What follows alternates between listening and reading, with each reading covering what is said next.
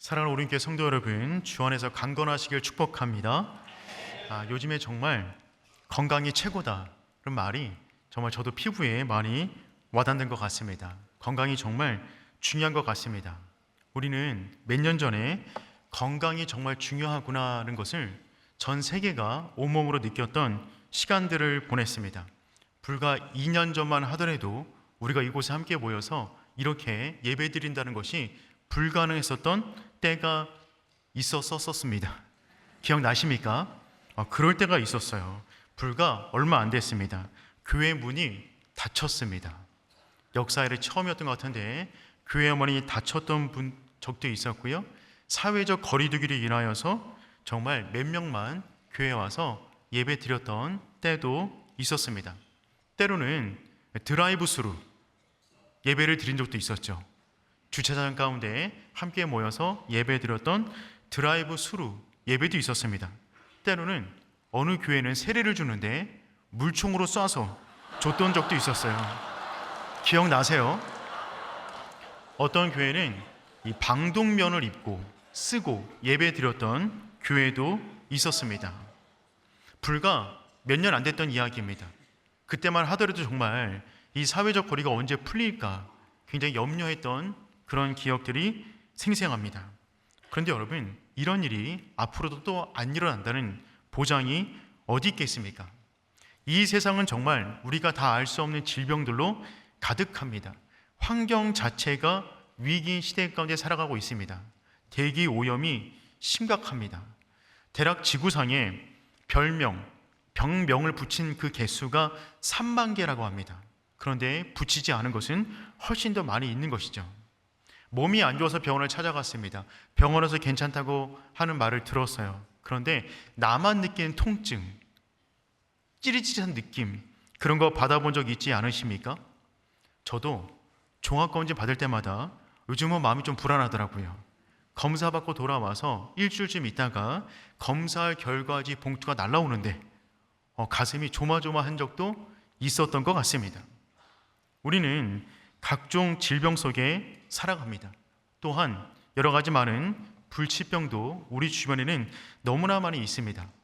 그럼에도 불구하고 그 모든 질병을 뚫고 이 자리에 나와서 예배드린 여러분은 정말 기적 그 자체입니다.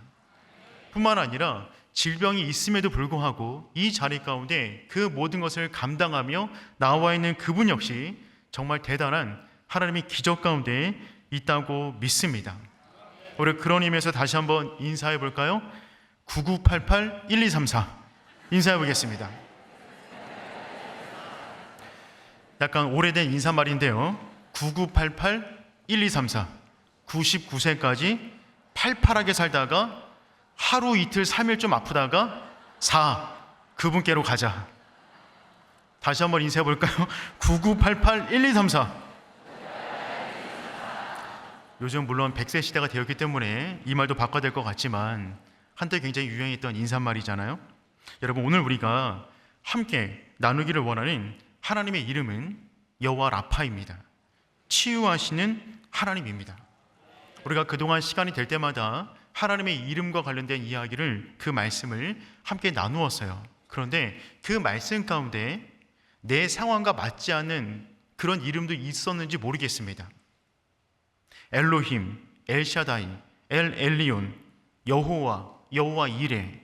예, 하나님 정말 너무나 놀랍고 은혜로운 이름이지만 나는 지금 그런 것이 별로 필요하지 않은데요? 라고 느끼는 상황 가운데 있는 분도 혹 있었는지 모르겠습니다. 하지만 오늘 우리가 만날 여호와 라파, 그 하나님의 이름은 모든 사람이 반드시 붙잡아야 되는 이름이 됩니다. 왜냐하면 질병 가운데 자유로운 사람은 없기 때문에 그렇습니다. 그러므로 저 역시 오늘 말씀을 준비하는 가운데 그 어느 때보다도 여호와 라파, 치유의 하나님의 능력이 오륜교회 예배 가운데 덮어지기를 기대하는 마음으로 말씀을 준비했습니다. 오늘 말씀을 한번 보도록 하겠습니다. 모세는 떨기나무 가운데 임하신 여호와 하나님을 만났습니다. 여호와 하나님은 온갖 실패와 변명 가운데 쌓여있는 모세를 결국 설득시키셨습니다. 그래서 여호와 하나님 이름 하나 믿고 80세 노인 모세는 애굽을 향해서 떠납니다. 즉 모세가 바로 앞에 설 수 있었던 그 원동력은 여호와 하나님 스스로 계신 분, 자존하시는 분, 능력의 하나님 이름 붙잡고 바로에게 나아갔던 것이죠. 그리고 그 여호와 이름 하나 붙잡고 결국은 출애굽하게 됩니다. 하나님의 부르심이 있었을 때 많은 의심이 있었지만 하나님의 그 이름 붙잡고 애굽 땅 가운데 들어갔을 때 모세는 자기가 그동안 말했던 그 변명이 무색할 정도로 너무나 쉽게 하나님 말씀대로 모든 역사가 이루어진 것을 경험하게 됩니다. 그리고 결국 여호와 하나님 이름 붙잡고 출애굽을 하게 되는 것이죠. 그리고 이제 홍해를 건너서 광야로 들어갈 때 맨 처음에 만나는 그 이름이 무엇이냐면 오늘 우리가 살펴볼 여호와 라파입니다. 그러니까 여호와라고 하는 이름을 붙잡고 출애굽을 하였다면 여호와 라파라는 이름을 붙잡고 출광야하는 것입니다. 광야의 맨 처음에 들어갔던 그 이름이 여호와 라파였어요. 항상 맨 처음 순서는 중요합니다. 맨 처음에 주어진 그 이름은 이 광야 전체를 통과하는 가운데 너무나 중요하기 때문에 맨 처음에 주어진 이름인데 그 이름이 무엇이냐면 여호와 라파, 치유하시는 하나님입니다. 여러분, 우리 역시 마찬가지입니다. 이 땅의 길을 걸어가고 있지만 이전에 어떤 세대보다 편안하고 안전한 시대를 살아가고 있지만 우리의 내면은 더욱더 복잡해졌습니다. 우리의 마음은 그 어느 때보다도 더 많이 아픕니다. 이 땅권에 수많은 질병들이 더 많이 생겨났습니다. 우리가 걸어가는 이 길이 굉장히 편한 시대라고 하지만 여전히 광야길을 걷고 있는 수많은 사람들이 있습니다. 아니, 모든 사람이 나름대로의 광야길을 걸어가고 있는 것이죠. 그러기 때문에 우리 역시 여호와 라파, 치유하신 하나님 그분이 계셔야만 이 광야길을 온전히 통과할 수가 있다라는 말입니다. 특별히 오늘 이 밤에 여호와 라파 그 하나님에 대해서 함께 알아가는 시간 되었으면 좋겠습니다. 오늘 본문의 말씀이 처음으로 강조하는 것은 무엇이냐면 홍해 다음에는 반드시 광야가 기다리고 있다는 것입니다. 우리 22절 말씀 함께 읽어볼까요? 모세가 홍해에서 이스라엘을 인도하며 수르 광야로 들어가서 거기서 사흘 길을 걸었으나 물을 얻지 못하고 모세가 홍해에서 이스라엘을 인도했습니다. 그때가 사흘 전이었어요. 여러분, 사흘 전에 정말 엄청난 일이 있었습니다. 홍해가 갈라졌어요. 길이 없는 그곳에 바닷속의 길을 하나님께서 만드신 것입니다. 그 길은 이스라엘에게만 허락된 길이었어요. 이스라엘에게는 은총의 길이었지만 애굽 군사에게는 심판의 길이었습니다. 이스라엘처럼 그 가운데 들어왔다가 전부 다 물에 빠져 죽는 놀라운 역사가 일어났던 것이죠. 하나님은 길을 만드시는 하나님이십니다. 바다 속에서도 마른 땅을 만드시는 분이 하나님이신 것이죠. 엄청난 기적 속에 사람들은 마음이 들뜨기 시작했어요. 너무 기쁘다 보니까 모세가 자작곡을 만들어 부르기 시작합니다. 출애굽기 15장 1절 보면 모세의 노래가 시작되었는데 우리도 혼이 그럴 때 있지 않나요? 너무나 기쁜 일을 맞이하게 되면 내가 막 자작곡을 만들잖아요. 막 흥얼흥얼거리면서 말도 안 되는 그런 적 없으신가요? 그런 일이 있기를 축복합니다. 너무 좋아서 그냥 말도 안 되는 곡에 말도 안 되는 자기 상황을 넣어서 막 부르는 그런 거 있잖아요. 지금 모세가 그러고 있는 거예요. 우리 1절 말씀 한번 읽어볼까요? 그때 모세와 이스라엘 자손이 노래하니 일렀으되 내가 여호와를 찬송하리니 그는 높고 영원하시며 말과 그 탄자를 바다에 던지셨음이로다. 모세가 갑자기 유능한 작곡가가 되어서 노래를 막 부르기 시작합니다. 너무 기뻤던 거예요. 너무 감사했던 거예요. 모세의 노래가 끝나자 미리암이 이어서 노래를 만들어 부르기 시작합니다. 19절 말씀 읽어보겠습니다. 바로의 말과 병거와 마병이 함께 바다에 들어가매 여호와께서 바닷물을 그들 위에 흐르게 하셨으나 이스라엘 자손은 바다 가운데서 마른 땅으로 지나진지라. 아멘. 모세와 미리암이 너무 기뻐서 노래를 만들어서 백성들과 함께 춤을 추며 노래를 불렀습니다. 너무나 기쁜 순간이었어요. 너무나 즐거운 순간이었어요. 그렇게 홍해를 건너왔고 홍해를 건넌 다음에 계속해서 앞으로 전진하고 전진해 갑니다. 그렇게 하루가 지났어요. 그렇게 이틀이 지났어요. 그리고 사흘을 맞이하게 됩니다.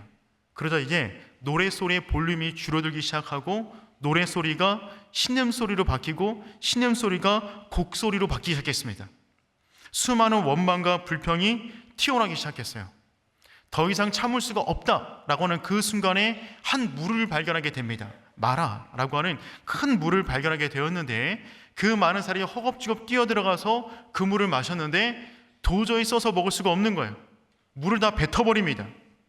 희망 고문이죠. 대안을 발견했어요. 광야길을 걷다가 먹을 만한 대안을 발견했는데 그것이 대안이 안 되는 거예요. 너무나 쓴 거죠. 거기서 더 큰 절망감을 경험하기 시작합니다. 그래서 폭발하기 시작했어요. 24절 말씀 읽어보겠습니다. 백성이 모세에게 원망하여 이르되 무엇을 마실까? 여러분, 홍해를 건너온 기쁨이 원망으로 바뀌는 데는 3일이면 충분했습니다. 인생 최고의 기적을 경험하고 너무 기뻐서 춤과 노래를 마구마구 만들어 불렀던 그 사람들은 3일 만에 원망 가득한 그 마음으로 변하게 됩니다. 여러분, 행복에도 유통기간이 있다고 합니다. 맛있는 밥을 먹으면 한나절이 행복하고, 머리를 잘하면 하루가 행복하고, 핸드폰을 살면 일주일이 행복하고, 차를 사면 한 달이 행복하고, 집을 사면 1년이 행복하대요. 결혼 잘하면 2년이 행복하답니다. 여러분, 주일날 받은 은혜의 감격은 며칠이면 사라질까요? 여러분, 그래서 3일 예배가 있는 것입니다. 그래서 수예배가 있는 거예요. 수예배 끝난 다음에 또 은혜가 사라질까봐 이틀 만에 금요 예배가 있는 것이죠. 또 이틀 지나고 주일 예배가 있는 것입니다. 굉장히 과학적으로 잘 짜여진 예배 시간이에요. 근데 여러분, 홍해를 건넌 다음에 그 기쁨이, 그 구원의 감격이, 그 즐거움이 3일을 못 갔다고요. 여러분, 우리가 그런 존재입니다. 아무리 큰 은혜를 누리고 알고 있지만 그것을 우리 삶 가운데 계속해서 광야 같은 인생을 걸어가면서 유지하기가 굉장히 힘든 그 마음이 바로 우리라는 마음이 되는 것이죠. 근데 여러분, 그래서 우리는 반드시 기억해야 돼요. 홍해를 건넌 것은 우리가 가야 할 길의 끝이 아니라 단지 시작일 뿐입니다. 출애굽하여 그들이 가야 할 약속의 땅까지 가는 길에 있어서 홍해를 건넌 것은 끝이 아니라 시작이에요. 그들이 홍해를 건너자마자 만난 땅은 어디냐면 수르 광야입니다. 광야였어요. 그들은 이곳에서 40년 동안 걸어가야만 합니다.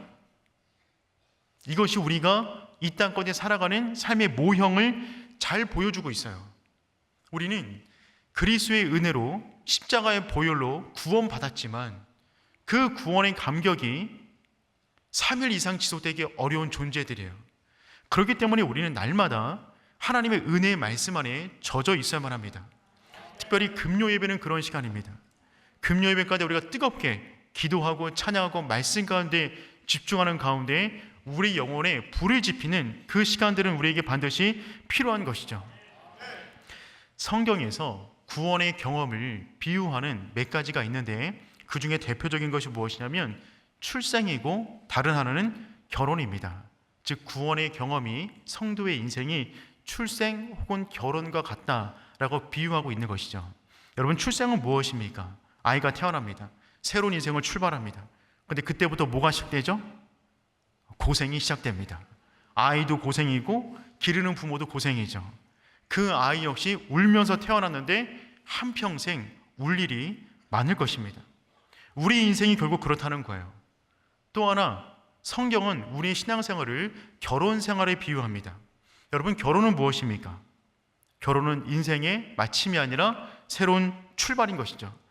서로 너무나 잘 맞아서 결혼했는데 결혼하고 보니까 로또입니다.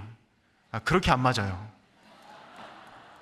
결혼하면 외롭지 않을 줄 알았는데 결혼하고 나니까 외로운 것이 아니라 괴롭습니다.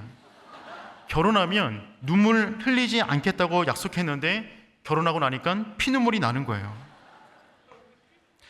이 결혼을 구원에 비유한 것은 정말 탁월한 비유인 것 같습니다. 저의 결혼이 그렇다는 것은 아닙니다. 근데 여러분, 우리 인생이 결국 그렇습니다. 이 땅에서 신앙을 가지고 광야 같은 이 인생을 살아가는 것 자체가 우리 가운데 얼마나 큰 아픔과 큰 어려움이 있는 줄 모릅니다. 특별히 우리 인생 가운데 수많은 마라가 있어요. 마라는 쓰다 라는 의미입니다. 광야 자체가 너무나 힘든데 그 가운데 쓴 것들을 너무나 많이 만나게 되는 것이죠. 그때로는 우리 인생이 너무나 쓴 거예요. 룻기를 보면 나오미라는 여인이 나와요. 나오미가 모압 땅 가운데 그곳에 갔다가 남편 잃고 두 아들을 잃습니다. 그런 다음에 나오미가 뭐라 그러냐면 자기 이름을 마라라고 불러달라라고 말하는 장면이 있어요. 룻기 1장 20절 말씀 읽어볼까요? 나오미가 그들에게 이르되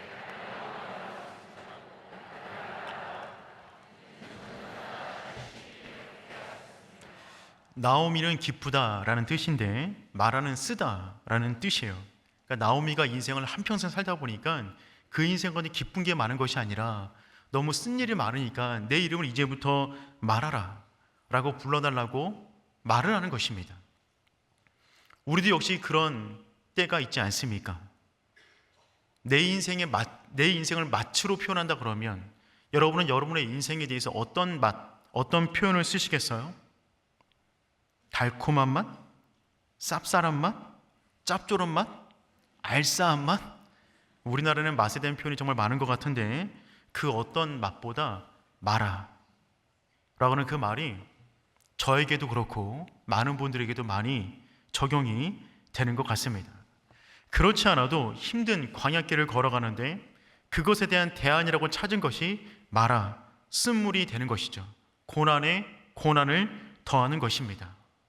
그런데 여러분, 이것이 인생인데, 이것이 삶인데 우리가 주의 품에 안길 때까지 이 같은 광야길에 여러 가지 많은 마라를 만나게 될 것인데 여기서 우리에게 분명한 한 가지 사실은 무엇이냐면 마라는 우연히 만난 것이 아니라는 것입니다. 마라는 철저한 하나님의 계획 가운데 만난 것이었어요. 여러분, 이스라엘이 지금 길을 잘못 들어선 것이 아니었습니다. 하나님의 철저한 인도함 가운데 간 곳이 마라였어요. 우리 출애굽기 13장 21절 22절 말씀 읽어보겠습니다. 여호와께서 그들 앞에서 가시며 낮에는 구름 기둥으로 그들을 인도하시고 밤에는 불기둥을 그들에게 비추사 낮이나 밤이나 진행하게 하시니 낮에는 구름 기둥 밤에는 불기둥이 백성들 앞에서 떠나지 아니하니라. 아멘. 여러분, 구름 기둥과 불기둥은 출애굽기 13장에 이미 떠올랐습니다. 지금 이스라엘 백성은 자기들 멋대로 길을 가는 것이 아니라 모세가 인도해서 가는 것이 아니라 하나님께서 인도하시는 살아있는 내비게이션, 눈에 보이는 내비게이션, 구름 기둥과 불 기둥을 보면서 움직이고 있었어요. 그런데 그 구름 기둥과 불 기둥, 하나님이 어디를 인도하셨냐면 수르 광야 그리고 마라로 인도하신 것입니다. 지도를 한번 보겠습니다. 지도로 보시면 고센 땅이 있습니다. 이것이 이 애굽 가운데 이스라엘 백성이 머물렀던 땅이에요. 그런데 이 땅에서 지금 가나안 땅으로 가려고 그러는데 가나안 땅으로 가는 가장 빠른 길은 그냥 직선으로 가면 됩니다. 저기 해변가 보이시죠? 그것은 블레셋의 땅인데 그쪽을 통과하면 바로 가나안 땅이에요. 그런데 그리로 하나님이 구름 기둥과 불 기둥이 이쪽으로 인도한 것이 아니라 광야 밑으로 인도했어요. 수르 광야. 그 밑으로 내려가다가 지금 마라를 만나게 된 것입니다. 즉 어떤 의미가 있는 것이냐면 이스라엘 백성이 광야길을 걸어가고 그 가운데 마라를 만난 것은 그들이 잘못 들어서서 그런 것이 아니라 하나님의 철저한 인도함 가운데 그리로 갔다는 것입니다. 그렇다면 우리는 이렇게 생각해야 돼요. 광야길을 걸어가다가 마라를 만났다면 그것은 우리를 죽이기 위한 것이 아니라 우리를 살리기 위한 것이다. 우리는 예수 그리스도의 보혈로 구원함을 받았습니다. 구원을 받은 우리 가운데 어떤 어려움이 찾아왔다면 그 어려움은 우리를 쓰러뜨리기 위한 것이 아니라 우리를 강하게 하기 위함이다 라고는 믿음이 우리 안에 있어야 됩니다. 왜냐하면 이스라엘 백성을 죽이는 것이 목적이었다면 처음부터 출애굽시키지도 않습니다. 그냥 가만히 두고 말죠. 근데 그들을 출애굽시킨 다음에 마라를 만나게 하셨다는 말은 무슨 말이냐면 그들을 더욱더 단련시켜 온전한 자로 만들기 원하는 하나님의 의도가 있었다는 말입니다. 마찬가지로 우리가 이 땅 가운데 살아갈 때 예수 그리스도의 십자가를 붙잡고 믿음으로 걸어가는데 그 가운데 만나는 모든 어려움들은 우리가 길을 잘못 들어선 것도 아니고 우리가 믿는 그 하나님이 무능력해서 그런 것도 아니며 우리를 죽이기 위한 자리도 아니고 우리를 단련시켜 하나님께서 원하시는 모양으로 빚어나가기 원하는 하나님의 계획이 그 가운데 있다는 것입니다. 우리는 그것을 뭐라고 말하냐면 하나님의 시험이라고 말합니다. 하나님의 테스트라고 말하는 것이죠. 그래서 마라는 시험이었어요. 25절 말씀 읽어볼게요. 모세가 여호와께 부르짖었더니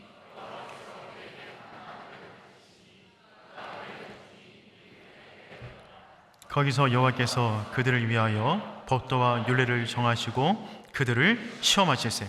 아멘. 여기 보니까 그들을 시험하실세. 마라를 만난 것은 모든 길을 다 하시는 하나님께서 그들을 그 땅으로 인도하여 그들을 시험하는 것이 목적이었다는 것입니다. 즉 하나님은 탁월한 시험 출제자가 되세요. 그분은 그래서 이스라엘 백성을 이 시험의 장소로 인도하신 것입니다. 여러분 기억하세요. 하나님은 우리를 시험하십니다. 그런데 성경의 다른 부분을 보면 하나님이 우리를 시험하지 않는다고 써있는 부분도 있어요. 그 때로는 헷갈립니다. 둘이 상충되는 것 같죠. 야고보서 1장 13절 말씀 한번 읽어볼까요? 사람이 시험받을 때에 내가 하나님께 시험을 받는다 하지 말지니 하나님은 악에게 시험을 받지도 아니하시고 친히 아무도 시험하지 아니하시니라. 신약에서 소개된 하나님은 누구도 아무도 시험하지 않는다고 되어 있는데 구약에 나와 있는 하나님은 시험하셨대요. 구약의 하나님과 신약의 하나님이 달라지셨나요? 아니죠. 아니에요, 여러분. 그래서 원어로 보면 다릅니다. 시험이라고 써있는 야고보서 1장 13절에 있는 친히 아무도 시험하지 아니하시니라 라고 하는 시험은 유혹이에요. 템테이션.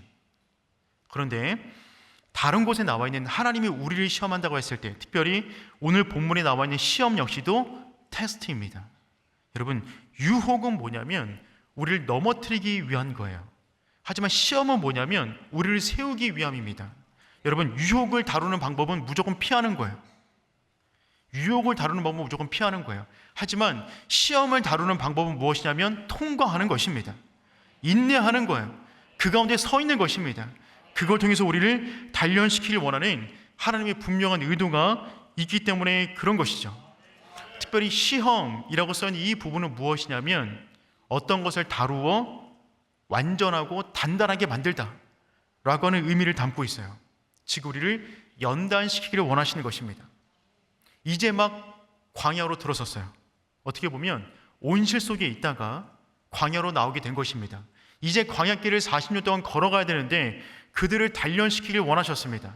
어떻게 하면 이 광야길을 온전히 안전하게 걸어갈 수 있을까? 그것을 위해서 예방적 차원에서 시험을 지금 행하고 계시는 거예요. 그래서 우리가 읽었던 25절에 보니까 이렇게 쓰여져 있죠. 여호와께서 그들을 위하여 법도와 율례를 정하시고 그들을 시험하실세. 그들을 위하여 법도와 율례를 정하셨어요. 즉 무슨 말이냐면 시험을 내시는데 답을 알려주신 거예요. 그것은 무엇이냐면 이대로 하면 통과할 수 있어. 지금 그 시험의 장소로 그들을 불러들여 그 시험을 겪게 하는 것입니다. 즉 여러분, 이것은 우리가 운전면허 딸 때랑 비슷합니다. 운전면허 따보셨습니까? 별거 아닌 것 같은 시험이지만 굉장히 어려운 시험입니다. 필기 시험을 위해서 달달 외워야 됩니다. 또한 기능 시험을 위해서 연습 많이 해야 됩니다. 주행을 위해서 도로를 열심히 연습해야 돼요. 그 3단계 시험을 통과해야만 면허증을 발급받게 되는 것이죠. 힘든 시험이지만 통과해야만 자유롭게 운전할 수가 있는 것입니다. 운전을 잘하려면 운전에 대한 율례와 법도를 익혀야 돼요. 그래야만 나도 안전하고 모든 사람도 안전하게 자기가 원하는 길로 갈 수가 있는 것입니다. 하나님께서 지금 시험하시는 그 부분이 딱 이와 같습니다. 하나님께서 율례와 법도를 정하시고 그들을 시험하셨어요. 즉 광야를 통과함에 있어서 가장 중요한 것은 하나님의 율례와 법도를 지키는 것인데, 그것을 위해서 하나님께서는 지금 마라로 인도하셨다는 것입니다. 우린 이걸 믿어야만 합니다. 즉 우리가 광야길을 걸어가는 데 있어서 만나는 모든 마라를 통과할 수 있는 율례와 법도가 있어요. 그 말씀이 있어요. 그것대로 하면 우리는 그것을 통과할 수가 있다는 것입니다. 즉 말씀에 순종하면 우리는 마라를 만나도 치유를 경험하게 된다는 거예요. 25절 말씀 우리 다시 한번 읽어볼게요. 모세가 여호와께 부르짖더니 여호와께서 그에게 한 나무를 가르치시니 그가 물에 던지니 물에 달게 되었더라. 거기서 여호와께서 그들을 위하여 법도와 율례를 정하시고 그들을 시험하시세. 아멘. 여러분, 마라는 쓴물이었어요. 마실 수가 없는 물이에요. 근데 하나님께서는 모세에게 한 나무를 가져다가 그 물에 던지라고 했습니다. 던졌더니만 그 쓴물이 단물이 되었어요. 여러분, 나무에 어떤 효험이 있는 것이 아니에요. 중요한 것은 하나님 말씀대로 순종했더니 그냥 치유가 아니라 쓴 물이 단물이 되었어요. 여러분, 단물 드셔보셨습니까? 단물, 설탕 들어간 물이 아닌데 그 물을 마셨는데 너무 단 거예요. 너무 맛있는 거예요. 쓴 물이 단물로 바뀌는 이 기적, 즉 너의 인생이 아무리 쓰더라도 내 말씀 의지하여 나뭇가지를 던지듯 그 율례를 행하면 너의 쓴 인생이 단물로 변화되는 치유를 경험할 수가 있다라는 것입니다. 이것이 광야 가운데 경험한 첫 번째 기적이에요. 그런데 이 첫 번째 기적은 예수님의 첫 번째 기적과 겹칩니다. 예수님의 첫 번째 기적은 무엇이었습니까? 혼인 잔치 가운데 돌 항아리, 이 결례를 행하는 돌 항아리는 마시는 물이 아니라 손과 발을 닦는 약간 더러운 물이에요. 그 물을 순종하여 갖다 주었더니만 극상품 포도주가 되었다. 즉 먹을 수 없는 물이 가장 극상품 포도주로 바뀐 거예요. 그러니 이 기적은 서로 상통합니다. 여기서 중요한 것은 무엇이냐면 여러분, 이런 거죠. 쓴 물에다가 나뭇가지를 던졌더니 단물이 되었어요. 그럼 우리는 이 가운데 어떠한 교훈을 얻을 수가 있죠? 어떤 사람들은 그 나무를 연구합니다. 그게 가시오가 피었는지 뽕나무였는지 그 나무가 효험이 있는지 그 나무를 연구해요. 어떤 분은 물이 포도주가 되었다 그러니까 무슨 화학 공식을 연구합니다. 그래서 뭘 타면 어떻게 변하는지. 근데 여러분, 이것은 그런 것을 말하고 있는 것이 아니죠. 그것이 나무까지든 뭐든 상관없어요. 중요한 것은 하나님의 말씀하신 대로 했다는 것입니다. 그것만이 인과관계를 이루어요. 그것은 무엇이냐면 말도 안 되는 쓴물 가운데 하나님의 말씀으로 순종하였더니 단물이 되었다는 것입니다. 물떠온 하인들은 알더라. 순종한 사람만 안다는 것이죠. 순종한 사람만 온전히 변화되는 그 기쁨을 경험할 수가 있다는 것입니다. 여러분, 순종이 치유를 일으키는 것입니다. 26절 말씀 보니까 다음처럼 되어져 있어요. 읽어보겠습니다. 시작. 이르시되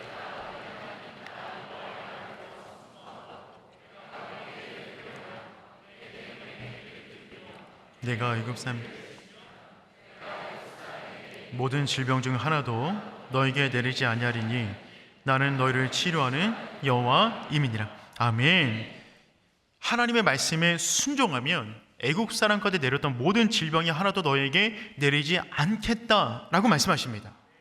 여러분, 지금 광야길을 들어선 이스라엘 백성들 마음 가운데 가장 두렵고 염려가 되었던 부분은 무엇일까요? 그것은 여러분, 건강이에요. 여러분, 우리가 여행 갈 때 뭘 챙기죠? 약을 챙깁니다. 특별히 병이 있는 분들은 자기 약을 반드시 챙기는 거죠.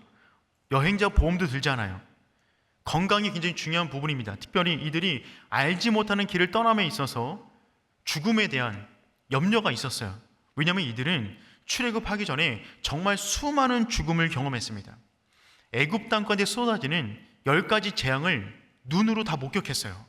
그 가운데 어떤 재앙들이 쏟아졌습니까?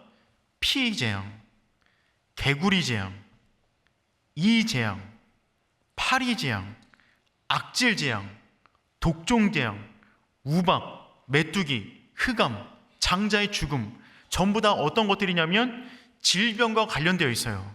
전염병과도 관련되어 있습니다. 이 모든 쏟아지는 그 죽음 가운데 이스라엘 백성이 거했던 고센 땅, 그 땅에만 이와 같은 어려움이 발생하지 않았어요. 왜 그랬죠? 그 땅이 풍수지적으로 좋았나요? 아니죠. 여호와 라파 되시는 하나님께서 애굽 땅 안에서도 그들을 주님의 두 손으로 보호하고 계셨던 것입니다. 그래서 그들의 인생 가운데 아무 문제도 벌어지지 않았던 것이죠. 이제 그들이 홍해를 건너 광야로 들어섬에 있어서 내가 너희를 어떻게 보호했는가를 하나님께서 알려주기를 원하셨던 거예요. 너희가 나의 말에 순종한다면 애굽 땅에서 너희가 보았던 그 모든 재앙이 너희 가운데 내리지 않을 것이다. 너희는 안전할 거야. 건강할 거야. 무사히 통과할 수 있을 거야. 내 말만 의지하면, 내 말에 순종하면 너희는 그 땅에 도달할 수 있어. 지금 이 약속의 말씀으로 주시는 그 이름이 무엇이냐면 여호와 라파입니다. 단순히 병을 치유한다 이런 차원을 넘어서서 내가 너와 함께 할 거야. 너는 안전해. 너는 내 안에 있어. 그 이름을 주신 이름이 여호와 라파라는 이름이 됩니다. 여러분, 하나님은 신실하세요. 그리고 신실하시게 이 말씀을 지키셨어요. 여러분, 광야를 거치는 동안에 40년을 걸어가는 동안에 그 가운데 수많은 사람이 죽었습니다. 근데 그들이 왜 죽었냐면 병에 걸려 죽은 게 아니에요. 병에 걸려 죽은 것이 아니라 불신앙으로 죽었어요. 광야를 거쳐가는 모든 사람들은 하나님의 말씀과 율례를 지키지 않아서 죽은 거예요. 그 가운데 어떤 전염병에 돌아 죽은 것이 아니에요. 즉 그 말씀을 의지한다면, 그 율례를 따른다면 하나님은 우리의 삶을 지켜주지만 그 말씀대로 행하지 않는다면 우리 가운데 죽음이 올 수가 있다는 것입니다. 여러분, 그렇죠. 건강하기 위해서는 의사분이 내린 처방을 잘 따라야 됩니다. 의사분이 처방을 내렸는데 그 말을 안 들어요. 그리고 건강해지기를 바래요. 그럼 건강해질까요? 그럴 수가 없는 거죠. 우리는 건강하길 원하지만 정작 치료받는 과정에 있어서는 굉장히 싫어합니다. 건강하길 원하는데 치료받는 과정은 굉장히 싫어해요. 의사분이 하라는 대로 안 해요. 그렇게 기름진 거 먹지 말라 그러는데 그렇게 드세요. 그렇게 운동하라고 하는데 그렇게 운동을 안 해요. 그런데 건강해지기를 원해요. 건강한 습관을 가지라고 그렇게 말을 하는데 건강한 습관을 안 가져요. 그리고 건강하기를 원해요. 그러면 건강해질까요? 잘하고 계시는군요. 마찬가지로 하나님이 우리 인생을 치유하기를 원하세요. 그분이 우리 인생을 치유하기를 원하는 것은 단지 육체적인 병만이 아닙니다. 우리 인생의 전인격이에요. 영혼이에요. 삶이에요. 인생 전체예요. 그래서 말씀을 주셨어요. 그 말씀에 순종해야 되는데 순종을 안 해요. 그리고 힘들어해요. 쓰러져요. 넘어져요. 여러분, 이 악순환을 끊어야만 합니다.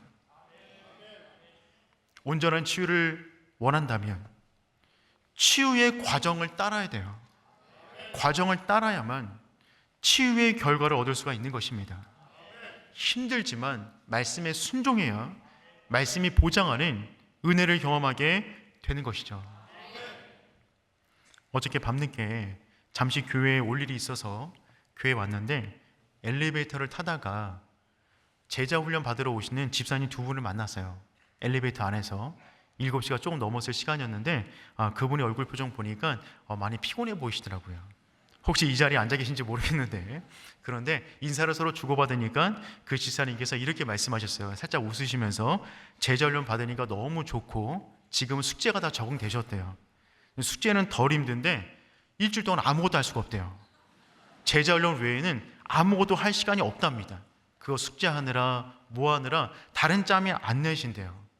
그렇게 말씀하시더라고요. 그러다가 오늘도 수고하십시오라고 인사하고 헤어졌어요. 근데 그 뒷모습을 보니까 그 뒷모습 보고 정말 축복해주고 싶었어요. 여러분, 정말 그렇지 않습니까? 우리가 이 땅권에 살아가면서 말씀을 따라야 되는데 말씀을 따르고 훈련을 받다 보면 세상에서 뭐 할 시간이 없습니다. 근데 그게 복이에요. 여러분, 우리가 시간 나면 뭐 해요? 시간 나면 죄 져요. 그러니까 죄 지기 전에 그 시간을 훈련받는 데 써야 되는 것입니다. 그러면 강인한 성도가 되어서 여러분, 죄 지을 시간이 없어요. 그리고 그 훈련을 통과하게 되면 우리는 더욱더 여유롭게 다른 삶들을 살아갈 수가 있는 것입니다.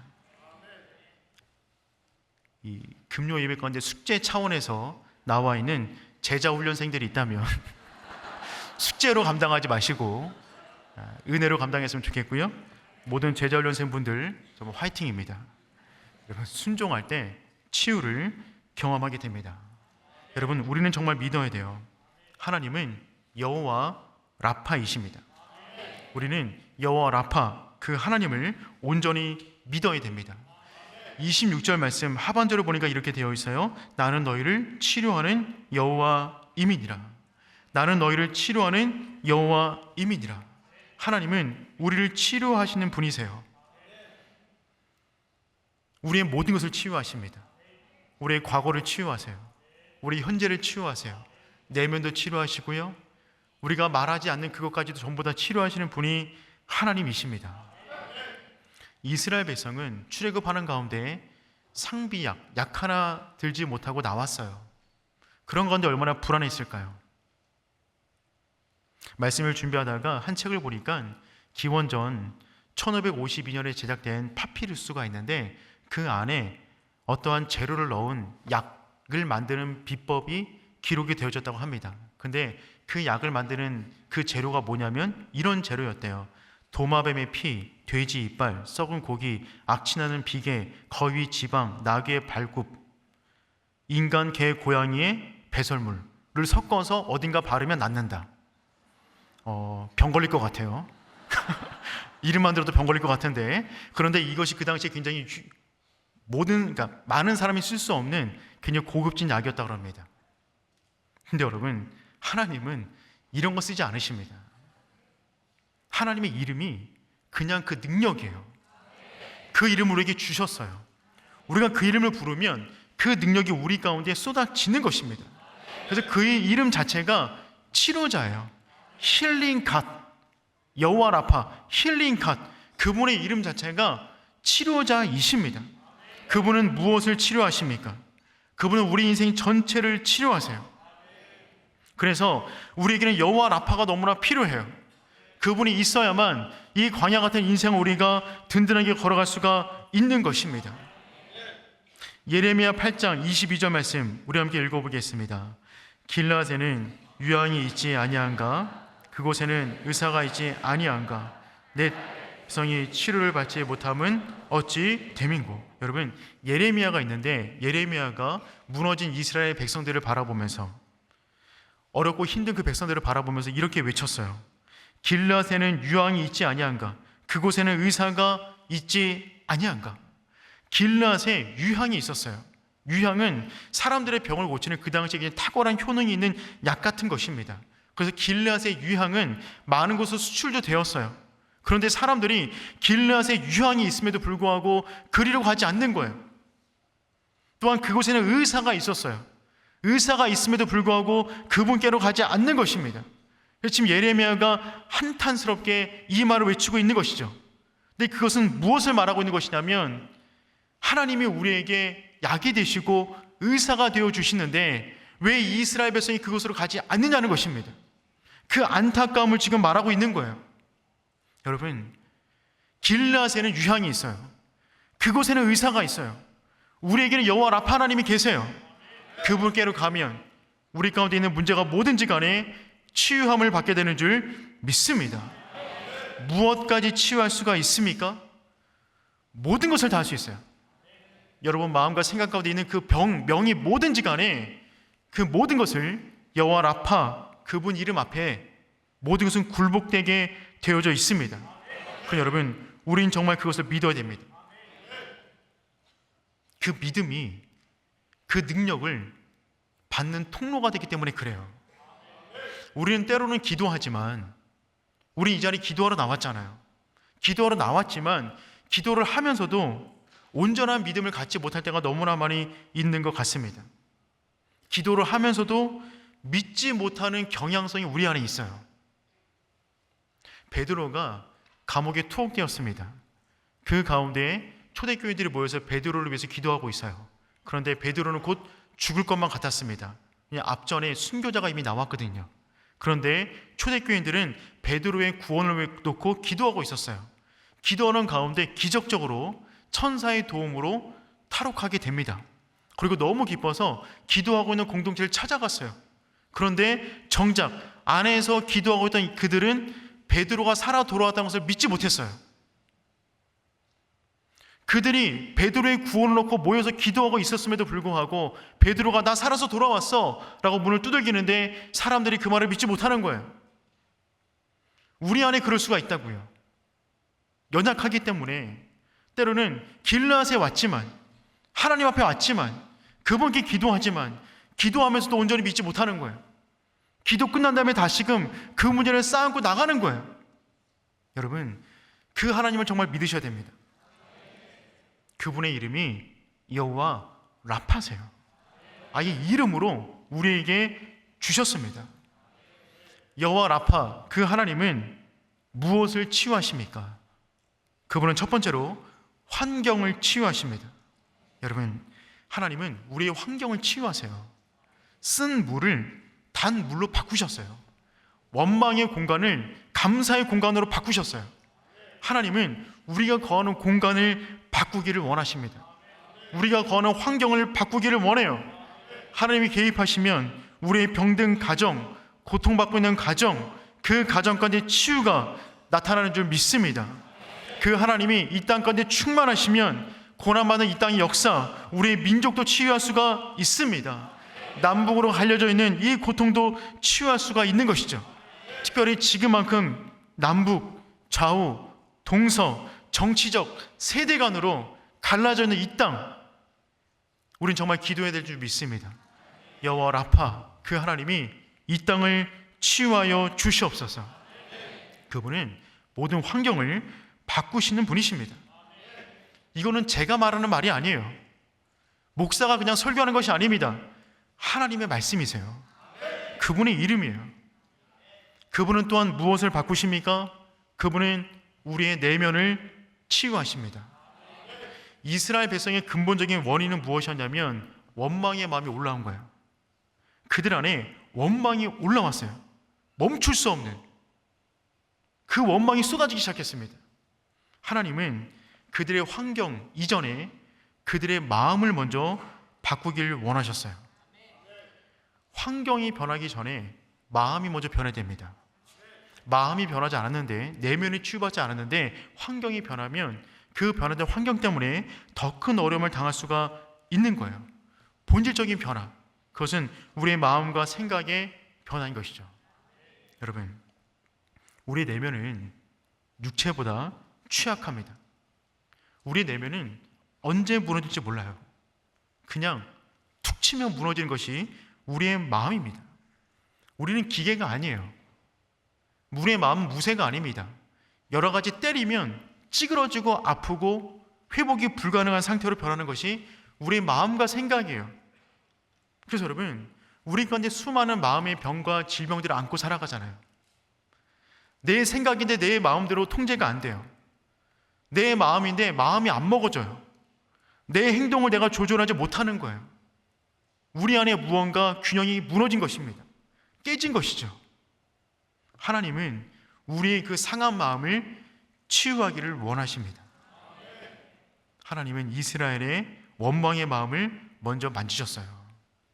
항상 환경의 변화보다 마음의 변화가 더욱더 중요합니다. 한 10년 전에 저희 교회에서 암 환우를 위한 러브 캔서라는 모임이 있었어요. 암 환우분들 모임이었는데 제가 그 모임을 한 2년간 함께 했던 적이 있었거든요. 그때 매 주마다 그 암 환우 분들과 함께 참 의미 있고 좋은 시간들 가졌습니다. 그때 한 좋은 강사 목사님이 오셔서 말씀하시던 강의 내용이 지금도 되게 생생하게 기억에 남아요. 그분이 어떤 말씀하셨냐면, 그분은 암 환우분들을 돌보시는 호스피스 사역을 하고 계시는 목사님이신데, 그분이 뭐라 그랬냐면, 암에 걸리신 분이 정말 잘 몸 관리를 잘하고 열심히 해서 5년 지나서 완치 판정을 받았대요. 너무 감사하죠. 너무 기쁘죠. 그래서 5년 동안 믿음을 잘 관리하고 완치 판정을 받았는데 너무 기쁜 나머지 그날 술 한잔 하시고 운전하셨다가 돌아가셨대요. 그 얘기를 듣는데 너무 가슴이 아팠어요. 아, 그렇구나. 몸이 치유를 받아도, 환경이 변화를 받아도 우리 마음 관리가 무너지면 한순간에 모든 것을 잃어버릴 수도 있구나. 그래서 여러분, 오늘 이 밤에 우리가 기도해야 될 여러 가지 많은 제목이 있지만 특별히 우리의 내면을 위해서 기도해야 됩니다. 내 마음, 내 생각 붙잡아 주시옵소서. 또한 그분은 어떤 것을 치유하십니까? 그분은 영혼을 치유하십니다. 이스라엘 백성의 원망의 마음은 특별히 그들의 믿음의 문제였어요. 그들의 영혼의 상태를 보여주는 것이었습니다. 올라오는 모든 감정들은 그들의 영혼의 세계를 보여주는 거예요. 감정은 보여지는 외적인 사인에 불과합니다. 모니터 같은, 화면의 모니터 같은 거예요. 그 진짜는 그 영혼의 상태죠. 그 영혼의 상태가 그들을 인도하시는 하나님을 믿지 못하니까 외적으로 표현되는 것이 무엇이냐면 원망으로 보인 것입니다. 그래서 하나님은 그들의 진짜 중심의 문제를 다루기를 원하시죠. 믿음의 문제예요. 그래서 율례와 법도를 정한 다음에 내 말대로 너희가 순종하면 여호와 라파의 기적을 경험할 수가 있을 거야 라고 말씀하시는 것입니다. 여러분, 그래서 우리는 우리를 인도하시는 그 하나님을 온전히 믿어야만 합니다. 믿음의 길을 걷다가 어려움을 당하셨습니까? 여러분, 잘못된 길로 가고 있는 것이 아니에요. 하나님이 인도하신 것입니다. 그 가운데 하나님이 여러분의 인생을 통한 놀라운 훈련과 기적을 경험하기 위해서 특별하게 차려놓으신 하나님의 훈련의 장소가 되는 줄 믿습니다. 우리는 믿는 거죠. 예수께서 이르시되 할 수 있거든이 무슨 말이냐? 믿는 자에게는 능히 하지 못할 일이 없느니라. 할 수 있거든이 무슨 말이냐? 하나님 안에서 여호와 라파, 그분 안에서 모든 환경, 모든 질병, 모든 마음, 모든 영혼은 치유되는 줄 믿습니다. 우리는 이 사실을 분명하게 믿어야 되는 것이죠. 여러분, 그런데 그 여호와 라파, 그 하나님의 능력을 경험하기 이전에 우리가 반드시 하나 익혀야 될 부분이 있어요. 그것은 무엇이냐면 부르짖는 기도입니다. 여러분, 오늘 본문의 말씀 25절 말씀 한번 읽어볼까요? 25절입니다. 시작. 모세가 여호와께 부르짖었더니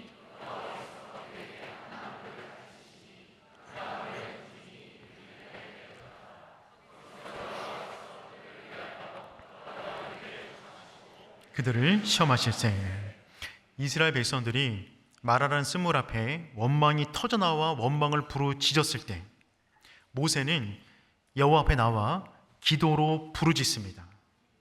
여러분, 그 기도로 부르짖었을 때 하나님께서 그 문제를 변화시킬 수 있는 방법을 알려주셨어요. 여러분, 부르짖는 기도입니다. 여러분, 우리는 왜 조용조용히 기도하면 되지 왜 굳이 부르짖어가면서 기도해야 될까요? 왜 부르짖는 기도가 우리 가운데 필요할까요?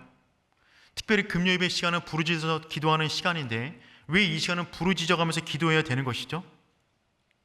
우리 인생 가운데 부르짖을 수밖에 없는 마라를 만나기 때문에 그렇습니다. 부르짖을 수밖에 없는 환경 가운데 우리가 있기 때문에 부르짖어 기도할 수밖에 없는 거예요. 약속의 땅, 그 땅으로 걸어가는 동안에 특별히 믿음의 길을 걸어가는 모든 사람들은 부르짖을 수밖에 없는 일들을 만나게 되어 있습니다. 그래서 우리는 그분 앞에 나와서 부르짖어 기도해야 되는 것이에요. 우리가 하나님 앞에 나와서 부르짖어 기도하지 않으면 어떤 일이 벌어지냐면 다른 데 가서 부르짖어요. 하나님 앞에 나와 부르짖어야 되는데 여기 나와 부르짖지 않으면 다른 곳 가서 부르짖어요. 가정에서 소리 질러요. 회사에서 소리 질러요. 부부끼리 소리 질러요. 자녀에게 소리 질러요. 자기 자신에게 소리 질러요.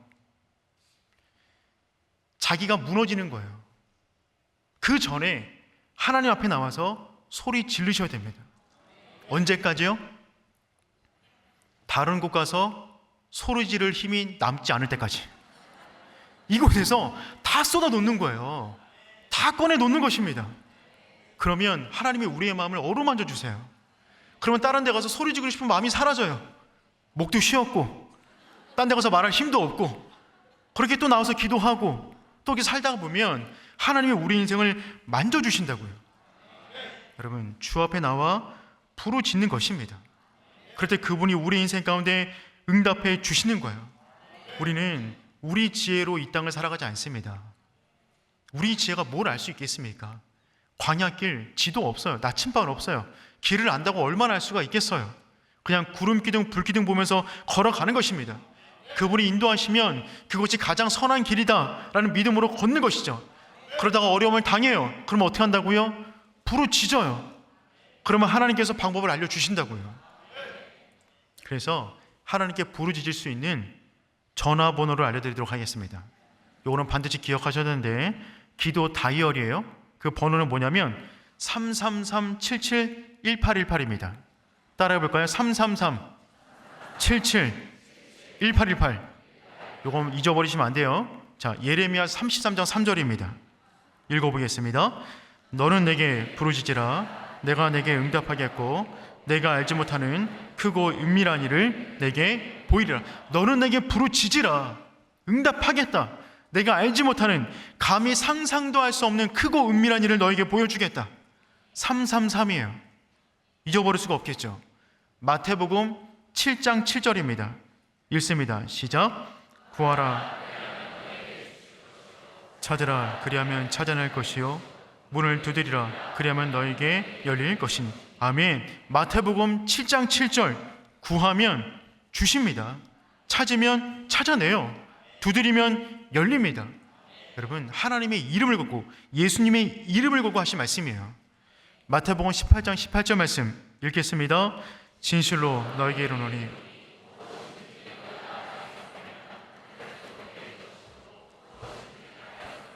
하늘에서도 풀리리라. 아멘. 땅에서 기도하면 기도한 대로 하늘의 역사를 이 땅까지 베풀어 주시겠다는 것입니다. 여러분, 333-7718 힘들고 어려울 때마다, 부르짖을 일이 있을 때마다 이 말씀 붙잡고 기도하는 것입니다. 하나님께서 말씀하셨잖아요. 사람의 말이 아닙니다. 하나님의 말씀이에요. 그 말씀 붙잡고 기도하면 놀라운 일이 우리 인생 가운데 벌어질 줄 믿습니다.